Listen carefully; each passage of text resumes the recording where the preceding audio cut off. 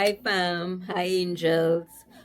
Today is a beautiful day. Let's get this part 2 to this vlog going. So as you all know, in the last vlog, I got my positive pregnancy test. So now this is part 2 of my pregnancy journey after getting my positive pregnancy test and how my pregnancy went along. So yes, let's dive into it. As you're aware, I have my notepad with all the notes written down. So if you all see me take a glimpse, it's because I'm trying to give you all everything as happened. And yeah, so let's go. So as you know, girl got she pressed the pregnancy test, surprise hubby, and now it was time to surprise the other kiddos because my big daughter had found out earlier when it is I did the test. So yeah, and she's the one who helped me organize the surprise hubby. And now we call in the other children and we showed them the setup that I had for hubby, which I will post pictures at the ending of this vlog of what exactly I had up for hubby. And yeah, so they was like, oh, all excited, mommy. Yes, you find it pregnant. You get we getting a brother or sister. And Emmy, which is my second daughter, was like, Mom, I want it to be twins, and if it's twins, and so we had that whole discussion and stuff like that, and the family was ecstatic and happy, right? So, after the excitement settled down, because they had to go to school, I informed them before they left for school that we weren't going to tell anybody quite yet, so do not mention it to no one. And I told my husband the same because I wanted to confirm that everything goes well, that my HGC level goes up, and the pregnancy is viable before telling anybody in case anything is to go wrong. So they agreed and they left and went to school. I was so excited in the happy moment. I decided to call back the doctor who did my HSG and inform her that I got a positive test this month, and it worked and everything is I'm feeling fine, and to find out if she had any um things that she know that I should do or what to do, any advice. So I called her and I tell her, and she was all excited and she was like, congratulations, and she pray everything goes well and stuff like that. And I asked her if it is I have to do anything special, see that I had an HSG done. And she was like, no, you shouldn't have to, but probably you can go and confirm everything is going well at the health center and stuff like that. Now I'm from Trinidad and Tobago, so in Trinidad we have free healthcare in with to go see doctors, which is amazing. And I told her, well, okay, fine, I'll wait a couple of days and I'll go. And she was like, great. So I waited a couple of days and I went into the health center. And yeah, when I went, they did a urine sample. They did take my vitals, blood pressure, temp, and stuff like that. And they said the pregnancy test came back positive, so it was a positive pregnancy. They confirmed it, and then they asked me questions as to my health and stuff, and I informed them that I'm asthmatic and I also is a seizure patient as well, right? And they was like, well, okay, well, you will be considered high risk because you got seizures and you're asthmatic and stuff like that. So we're going to let you see the doctor, and the doctor will tell you what to do moving on. So I was like, oh, fine. I went in and I saw the doctor, and doctor talked to me, went through the notes what the nurses had write down before, and so that I what are my symptoms and that I'm a high risk pregnancy and stuff like that. And she said that she wanted to take some bloods to send off to the lab just to make sure that the HSG levels was raising as supposed to. That is the hormone that shows pregnant in pregnant women. So she was like, okay, I'll do that, and she did that, and she requested that I come back in a couple of days, which was 2 days, to get the results. I did, and I went back in 2 days, and when my first ever results was 165, right? And she said, well, that's good. You about 2 to 3 weeks pregnant, and she wanted to repeat another within 7 days. So she asked me to come back the following Wednesday at 9 a.m. for her to do the test again, just to make sure that the levels rise. And I was like, well, okay, fine. And I went back in, and I got the level number of 1,402.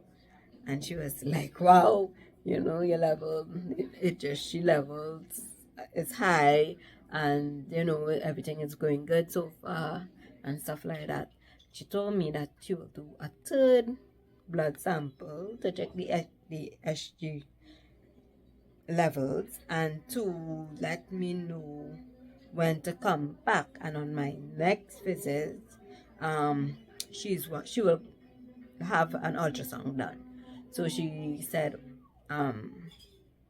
to do the blood. I went, I did the blood. She gave me the date for the next 2 weeks, when I would have been 12 12 weeks, 11 and something, some days, 11 plus days, soon to be 12 weeks pregnant.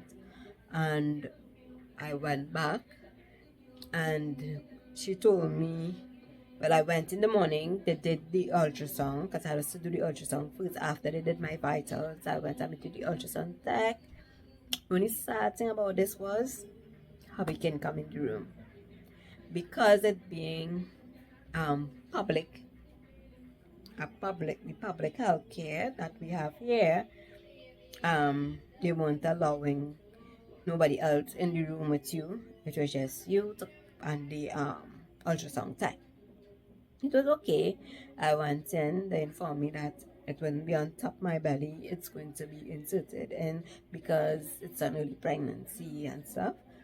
And I went in, and the ultrasound tech there, and she was talking to me, and she told me that she can see the sac, she can see the sac, and she can see a little something. She can see a heartbeat. She said it would have been too early to see a heartbeat, but she confirmed pregnancy, and that the pregnancy was not in the tubes or anything, it was in the womb where it should be. And I was excited, and she told me, well, go back up to the front and wait, and they will send up the results to the doctor to read, and to explain anything else to me and what to do from there. So I was like, okay, I got dressed and I went up. I must have waited 15 to 20 minutes before they called me inside. The doctor called me inside, and I went inside, and she told me congratulations. She showed me on the ultrasound that the baby was in the womb and not in the ovaries or anything like that. And she informed me that my levels went up again, and at this time it was 1612. Yes, 1612. And that it's great, and everything's going smoothly. And she gave me a letter to carry to get an appointment to start clinic when I reach she said when I reach, I was 11 weeks, so she told me when I reach 16 weeks will be my first appointment at the clinic. Again, me being high risk and stuff, I started a little earlier, you know, into the, so yeah. So I went in and I got the appointment, and I went back when I was 16 weeks for my first appointment, and it was wonderful how we went along. We were all fine and stuff like that.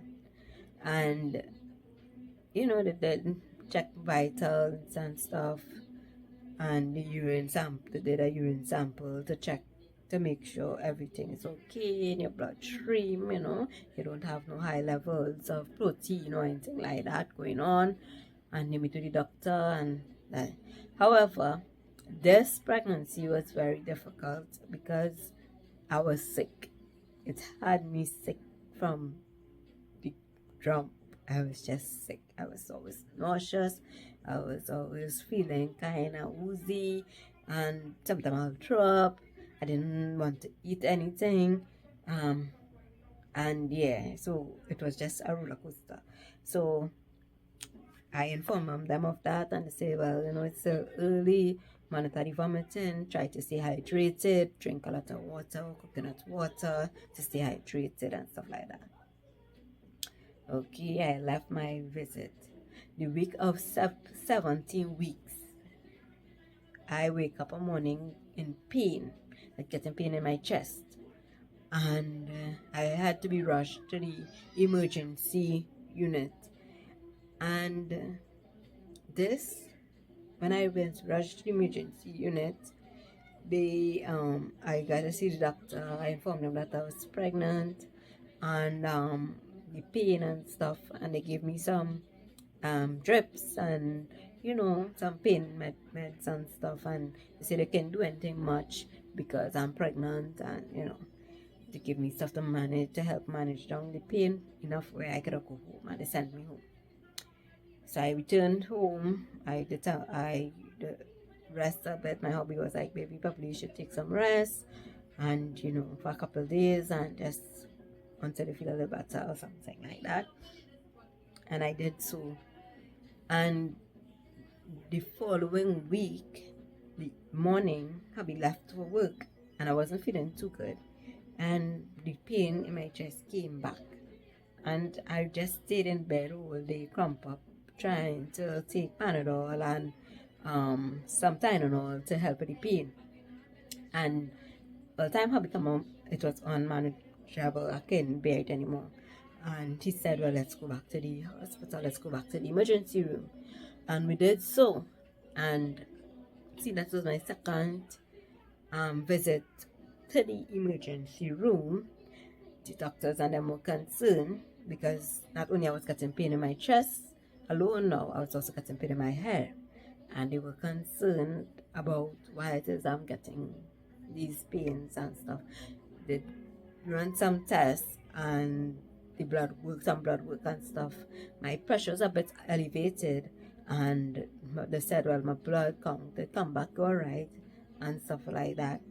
But they were still very concerned about the chest pain and the headaches because they don't know what's causing it. And me being a seizure patient, they didn't want for me to end up having a seizure or anything like that. They wanted to get ahead of anything instead of something happening, and then now they have to try to solve the problem.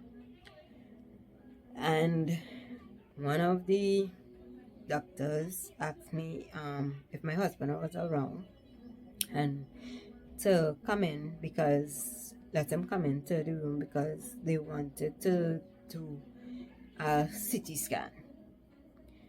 And however, I have other kids, stuff like that. So she talked to me and hubby, and we was like, well, okay. And so I left. She booked my next appointment and stuff. So at the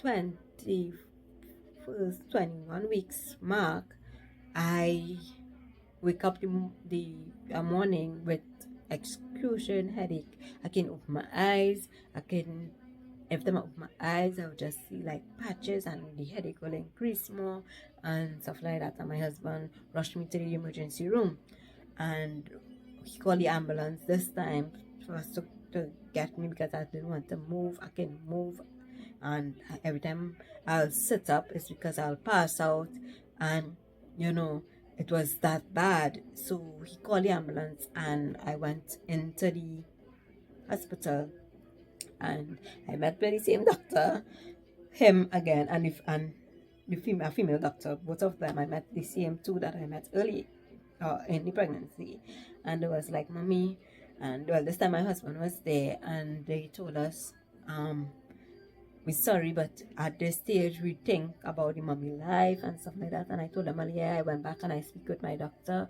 and she also advised that, I have it done. But I asked them if the hard questions as to what could happen and stuff for the pregnancy and stuff, and they tell me, well, it have a chance, but it's a very low chance at this stage, meaning 21 weeks of having a miscarriage.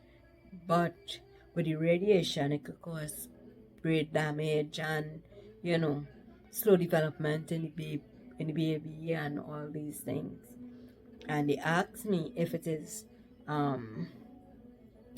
if it is, I wanted to terminate the pregnancy because probably all these things happening to me because of the pregnancy. And I was like, no, I don't want to terminate the pregnancy.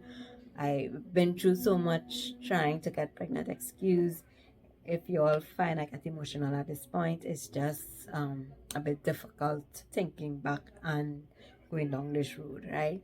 So yeah, so I was like, no, I'm not going to terminate the pregnancy. You all can do the test.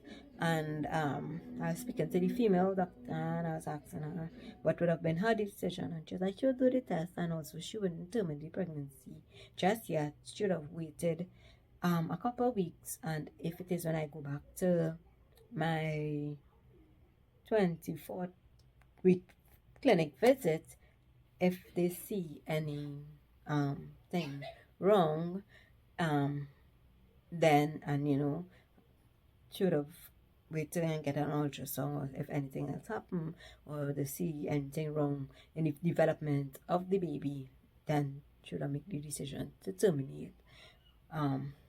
Yeah, instead of bringing a child into the world to suffer, because she was trying to show me and explain to me some of these symptoms and some of the things that could happen with the baby and deformity and all these things.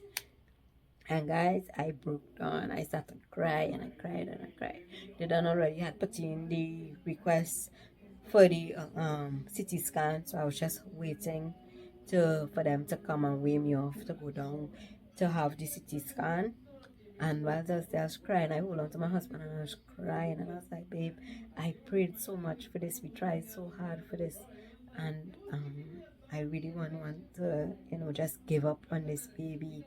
And I don't feel a love and a bond. You feel the movements. You feel, as a woman, you're not developing with this baby. And he was like, well, babe, let's see what happens and stuff like that. He didn't want me to terminate it either and stuff. So I went and I had the CT scan done and the chest pain. And it's so fine out up to now. I was scared of the whole CT scan problem test, because they told me that they had to use the dye.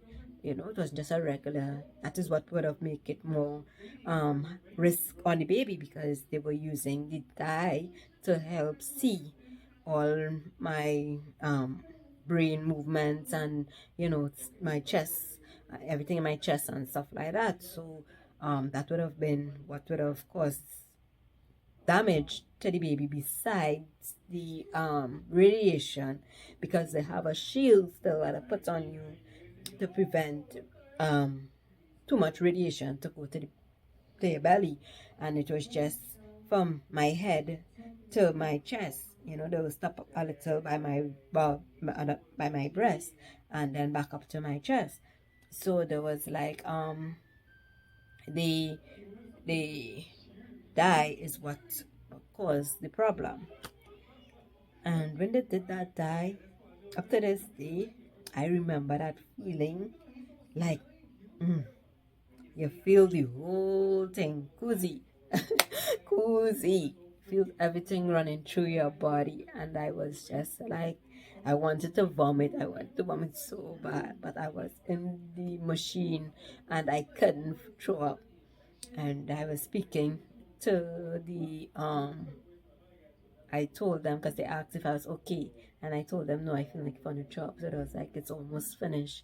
They almost finished. They're moving as fast as they can, and they finish it, and they come back and help me up, and I threw it up immediately. I threw it up a lot. That's the first time in the pregnancy I vomit really, really plenty. They had us to bring vomit back up and vomit back up and vomit back. And I was scared because I was like, take care. See that my body's not reacting, so take care now. This dye cause problems in this pregnancy and something go wrong with the baby and all of that. And I was scared, and I finished it, and they bring me back up to the emergency department where the doctor would have met and see me to give me my results. And I went up there and I was sick. And that a nurse came and she was just trying to help me, and she brought some mints and she brought some juice. And she kept on bringing stuff to try to help me to, take sip of water and thing to help. And then the doctor came, and she was speaking with the nurse, and the nurse was telling her how much I threw it up, and she said, well, she'll give me an injection to help me settle back my stomach. And she came and she gave me the injection, and she waited a while for me for everything to settle back. And they called back my husband to come back into the room, and they read the results, and the results was my thyroids were acting up in my neck, the thyroid. And I was like, okay. And they say, you haven't, that is the problem, that is what causing the headaches and throwing off the balance and the chest pains and everything like that. Unfortunately, seeing that I were willing to try everything right now to keep the baby, they wouldn't start me on any drugs. They'll just give me a letter to carry back to my maternity clinic to the doctors to inform them of the thyroid problem, and it will be up to them what they will recommend to me being pregnant, so to take for it to help until I give birth. So I was like, okay, fine, I'm cool with that. Unfortunately, as I said, I was 22 weeks, so I would have to wait um a while, 3 weeks, but I'd have to wait 2 weeks before my next appointment visit. And I was nervous, and I didn't know if I hurt the baby or anything like that.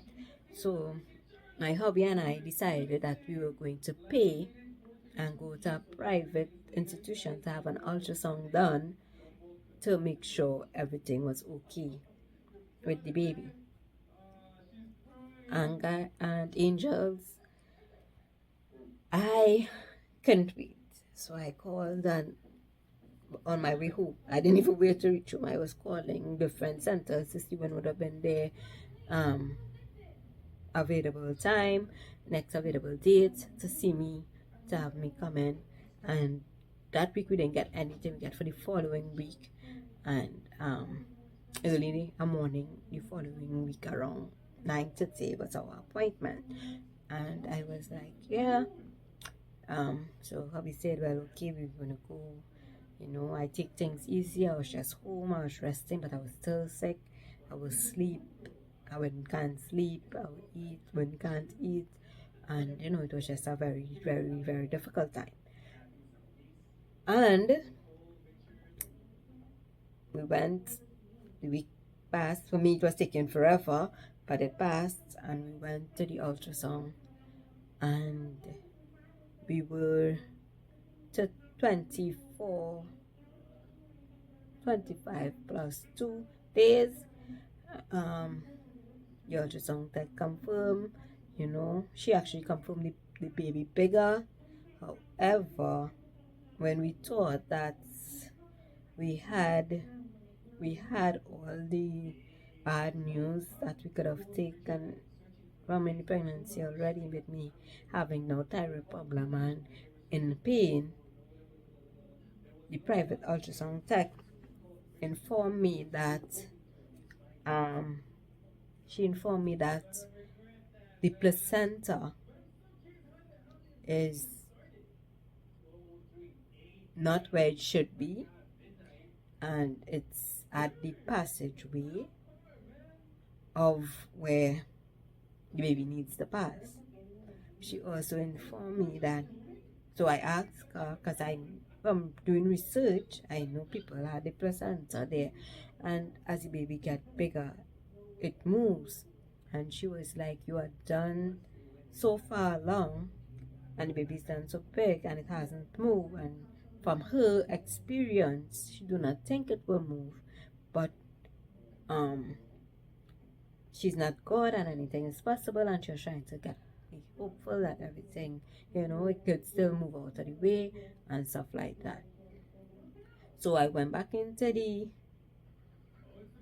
I went in back to the my visit, right, at the 20, so I was now 20, 24, 25 weeks, and I went back in to see my doctor, the maternity clinic, and carry the letter and stuff, and from both the emergency and the private doctor.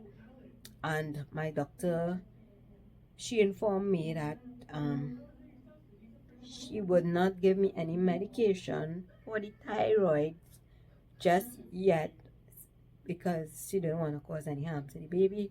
And I explained to her that I didn't really want anything, because again, if it's not life-threatening to me, I will prefer to manage the pain and take any form of pain relief that I can, and you know, not take any medication to help with the thyroid problem. And then she read the ultrasound and what the ultrasound had done, and she informed me that I'll have to come back to the clinic the next week for them to do their own ultrasound and to see where exactly the placenta is and how everything is going to be. That day, I was in pain when I went to clinic. So I informed her of the pain and stuff like that. And she told me if it is I go home, and within the next couple of hours, the pain did not subside, to come back to the woman's unit, to the woman's clinic, and see them.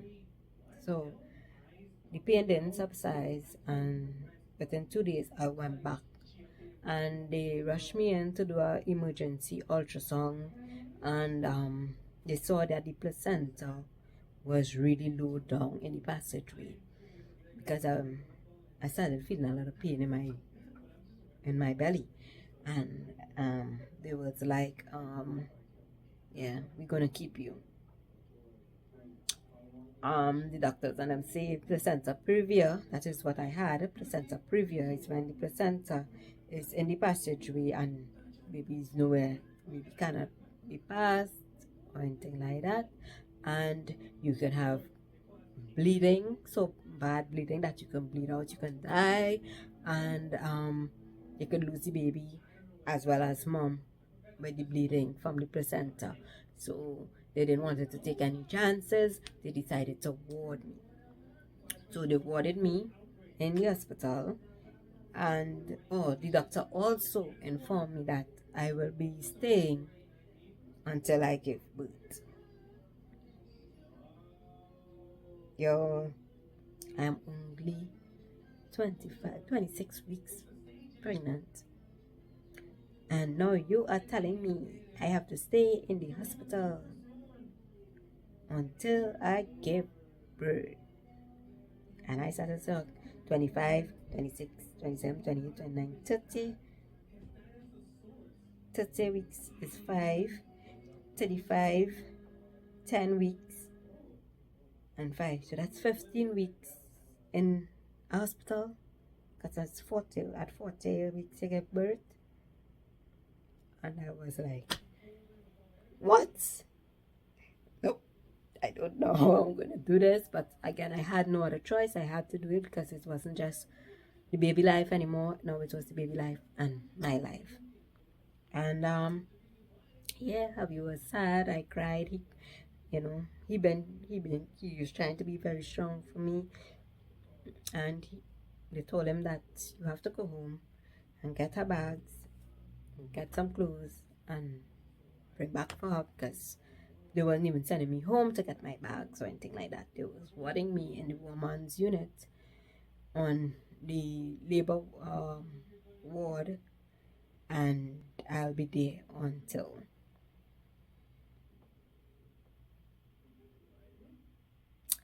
Only good thing about this was I decided to have my baby shower early when I found out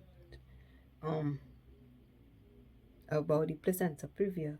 I had the baby shower the Sunday before I went into clinic, and yeah, so I done have my baby shower already. I planned it, and it was a bit earlier than expected, and a few friends come over and stuff. And then the day after the baby shower, I was warded in the hospital, and yeah, I stayed.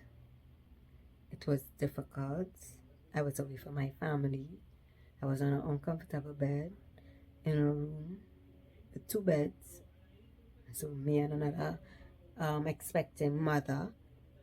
And yeah, I'm there and I'm in pain, and they just have to manage the pain with Tylenol or paracetamol. And yeah, that's all. So I was in the hospital. And baby's growing, baby's moving. They will check. That's the only thing that was beautiful about being in the hospital is 3 times a day I get to hear my baby heartbeat.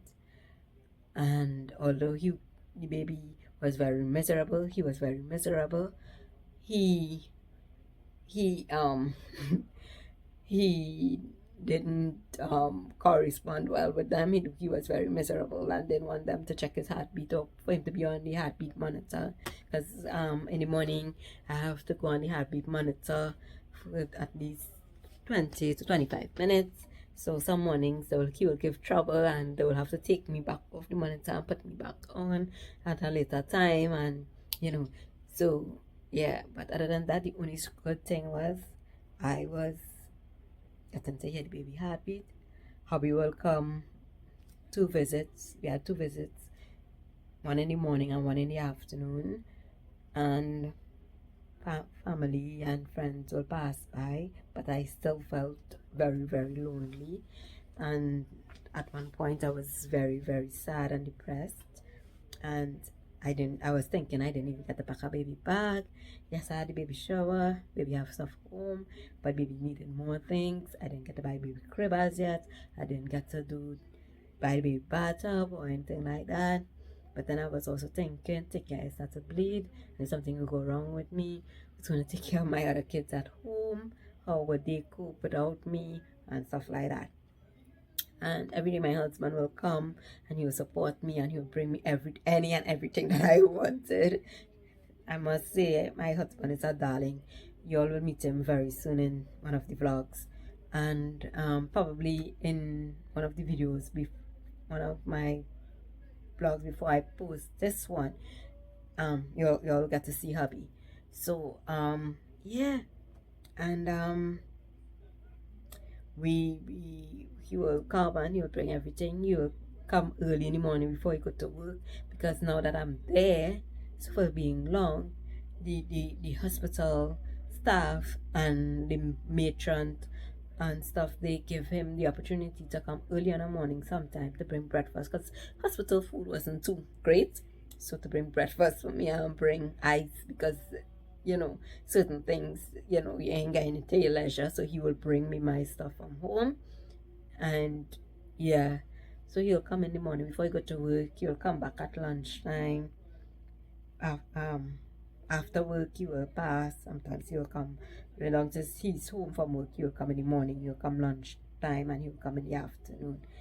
But most days when he has work, he'll come in the morning and he will come in the afternoon.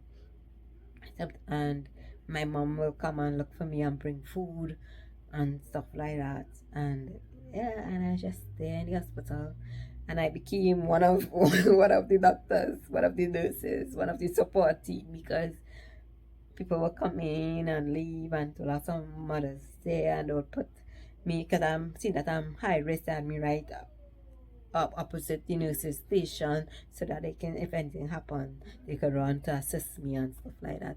So anybody come in, I'll see them. People leaving to go give birth, I'll see them, and it was very, very frustrating and sad.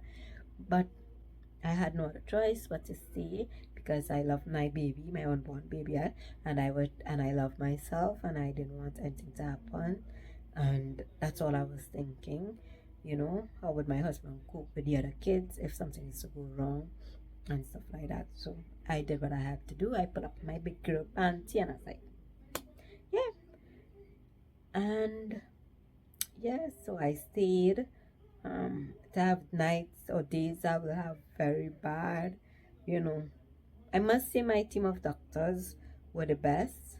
Um, they they insisted, even when baby wanted to come early, they gave me, they prepared me just in case he did come early because of the pain and stuff. They also informed me that I will not, seeing that the passageway is blocked by the placenta, I will not have a natural birth. I'll be having a C-section, which I wasn't happy about, because I never had a C-section before. My three other kids, I gave birth to them. Naturally, and this would have been my first C-section, and I was like, they prepared me well. My doctor told me that, seeing that I wanted this baby so much, and it will be my last, because I told them this would be my last baby.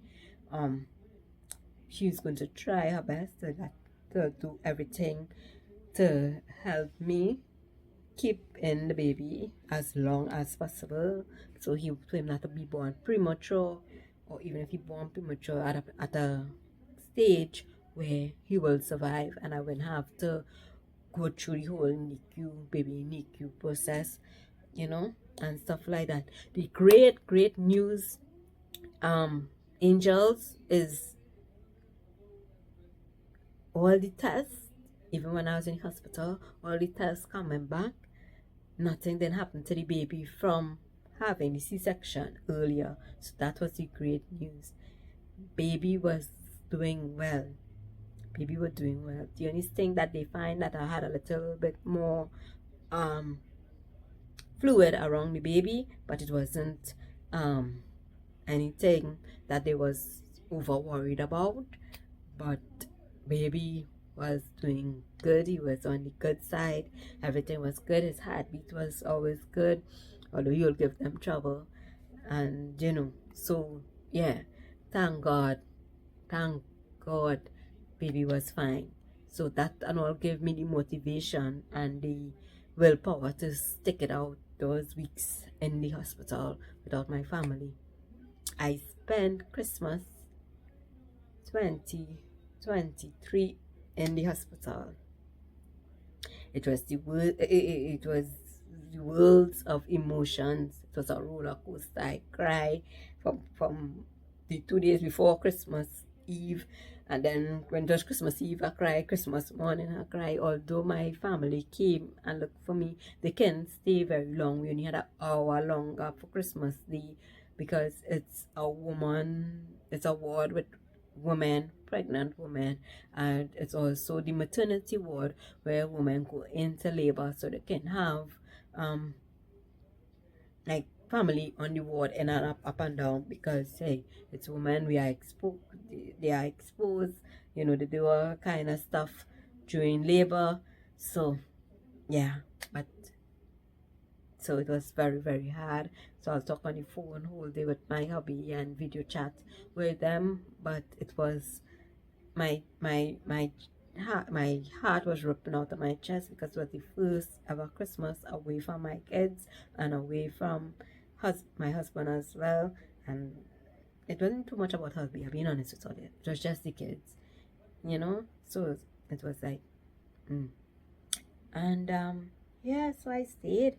And then comes New Year's, 3 days before New Year's, and I will beg my doctor since Christmas to send me home, even if it's just for a couple of hours for New Year's. I'll come back to the hospital and or for a day pass, because they told me that if it have something it's like a day pass, but I have to promise them when I go home, although I'm home, to lie down all the way home, because that's one of the reasons that they keep me in the hospital, for bed rest. So I was to promise them that I will stay and I will lie down.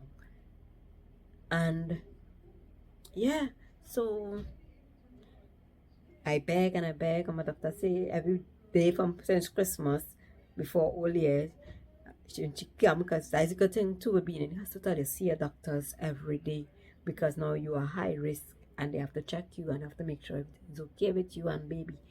So every day she passed by, and her team, I would tell them I could go home for New Year's. I could go home. Please send me home for New Year's. I was like a big baby. Please, I beg them, beg. And I remember it was 2 days before all years, and she came and she was like, if you don't get pain between now and all years, I'll send you home all years night, and you'll spend New Year's, and you need to come back the 2nd at 8 a.m. You need to be back in the hospital. So I was like, okay. So she's like, if the pain, if you could manage the pain, you show us that you'll manage the pain home, and you'll go and you'll lie down. You just want to ring in New Year's with your husband and your family.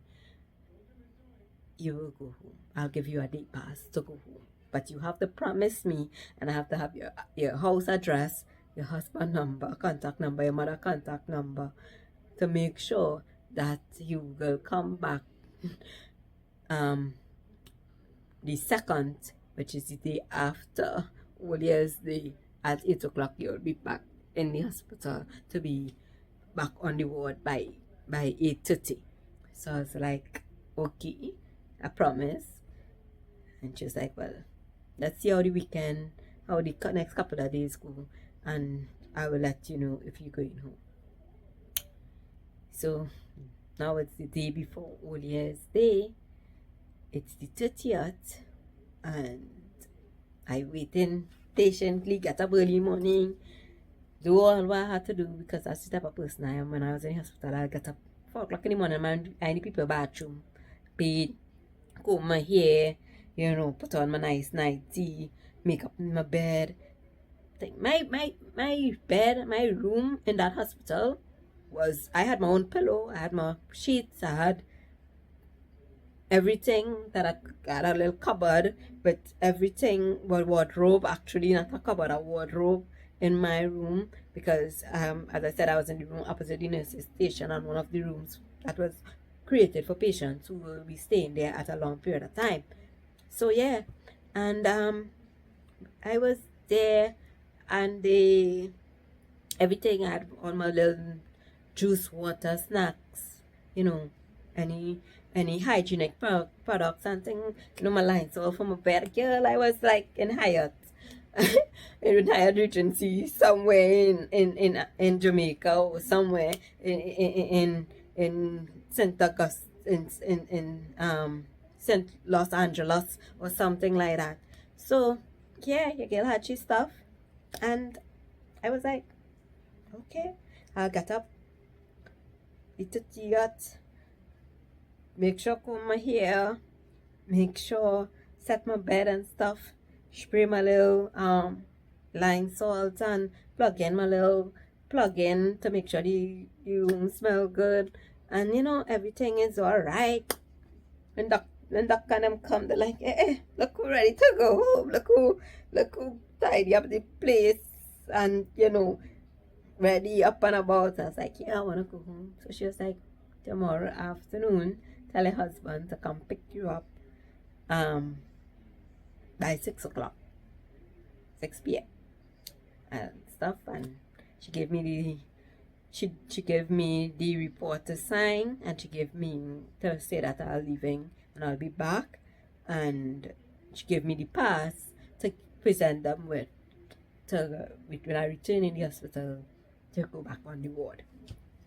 And yeah, I was all like, giddy, can wait until the 31st, can wait until all years, and yeah, they sent me home.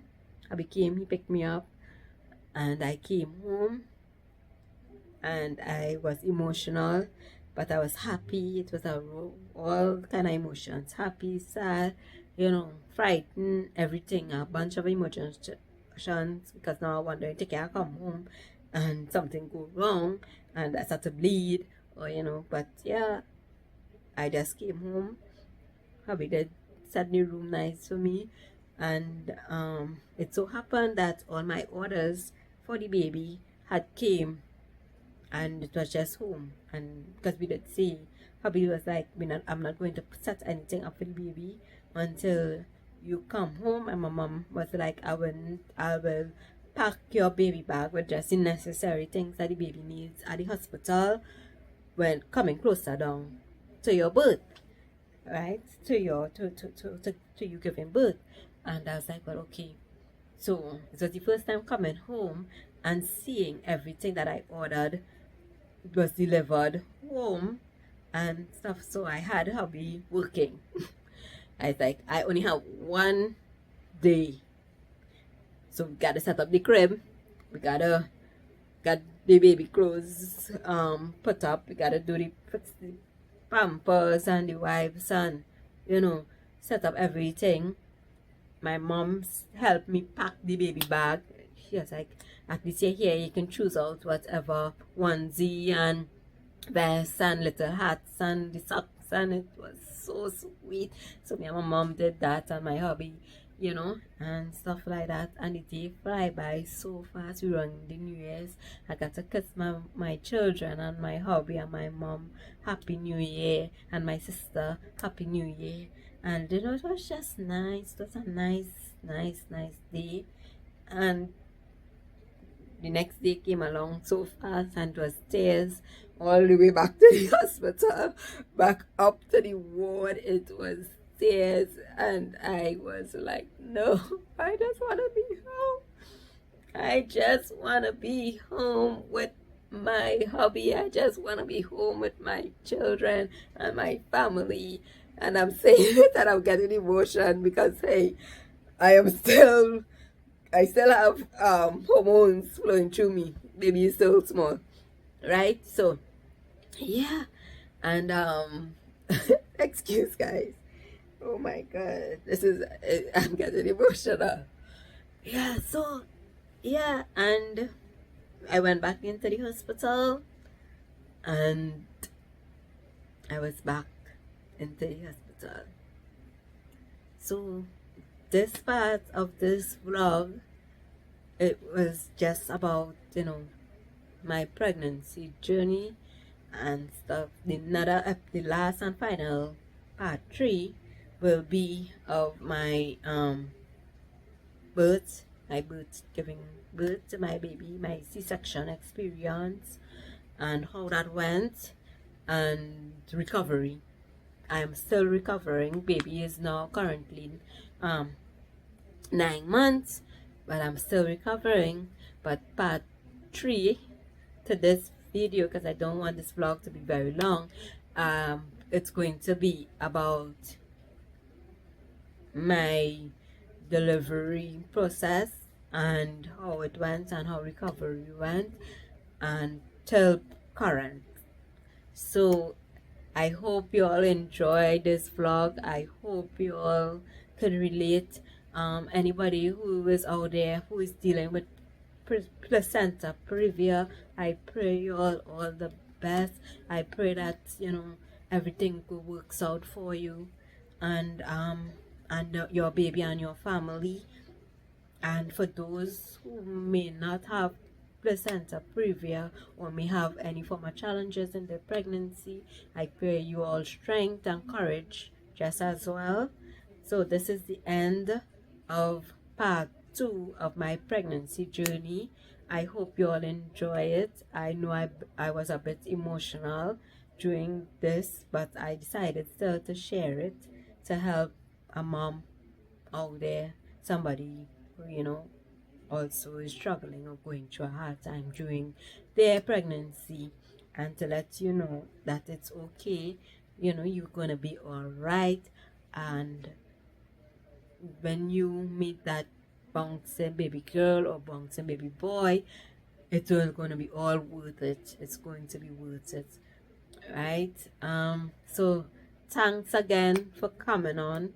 Please like, comment, and subscribe, and turn on the notification bells to get all of my videos and part 3 to this story. I hope you all enjoyed the story time, and have a great and wonderful day. Bye bye.